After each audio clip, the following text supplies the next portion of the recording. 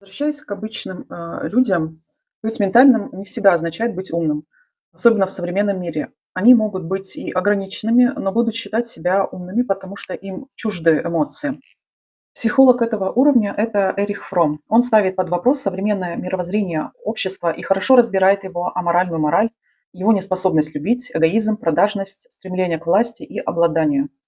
Вообще, хотя я рекомендую психологию как способ выявлять свои ошибки мышления и восприятия, но нужно понимать, что она – порождение нашей реальности, и каждое направление создавалось и развивалось людьми своего времени и определенного уровня.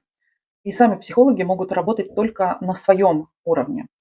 Если будхиальный пойдет к астральному психологу, то толку будет мало. И хорошо, если человек не получит вреда. Даже экзистенциальный психолог, если он астрального или ментального уровня, не подходит тем, кто выше. Но они могут помочь разобраться с проблемами этажей ниже, что тоже хорошо.